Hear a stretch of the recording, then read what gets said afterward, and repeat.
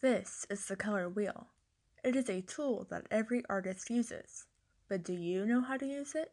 By using the color wheel, you can come up with many different color schemes. Sometimes it can be quite challenging knowing what to look for, but soon you will master the color wheel too.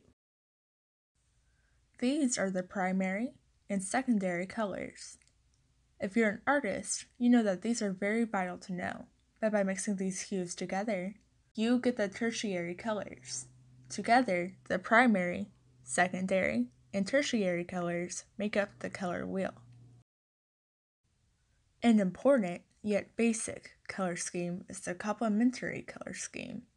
When using complementary colors, you can create a strong contrast that draws attention to the viewer's eye. These color schemes are opposites on the color wheel, and when mixed together, these complementary colors can create near neutral colors.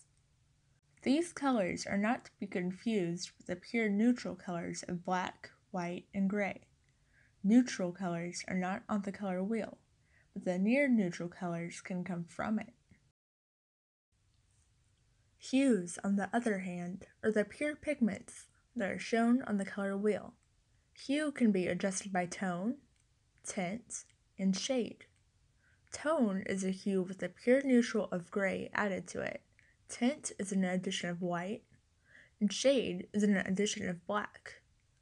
Notice how when the tone is adjusted on a hue, the pure pigment becomes desaturated, whereas for tint, the color is lightened, and shade darkens the color. By using a monochromatic color scheme, you can focus on a single color and the variations of that color by using tone, tint, and shade. This color scheme is arguably the most important to master, due to how you can draw attention to specific areas in your illustrations with a difference in color values. I mean, just look at me. Even though I'm just one color, you can tell I have a dark skirt and dark hair based on the color values. You can even see the highlights and shadows on my body. By using the knowledge you can gain from the monochromatic and complementary color schemes, you can create more enhanced drawings when using the more complex color schemes. Well, what other color schemes are there? A variation of the complementary color scheme is the split complementary color scheme. Here, you can find the complement of one color and use the colors on either side of the complement. So with this color scheme, you would move from 2 colors to 3. A color scheme that appears similar to the split complementary is a triadic color scheme. In the triadic color scheme, you would need to pick 3 colors on the color wheel that are of equal distance from each other. A good way for this color scheme to work effectively is to not have a superiority of a single color in your painting. That is, all colors share approximately an equal amount of space on the canvas, just as they share an equal amount of space on the color wheel. Another use of 3 colors on the color wheel is the analogous color scheme. Here, the 3 colors must be next to each other on the color wheel, as if they were a fan covering part of the wheel. The best way to use this color scheme is to have a dominant color of the primary or secondary, a supporting color of the secondary or tertiary, and a mix of both the dominant and supporting colors. The mix of these 2 colors will provide an accent that pops on your canvas. For your better understanding, these are examples of the dominant, secondary, and accent colors that you can create from a single color scheme.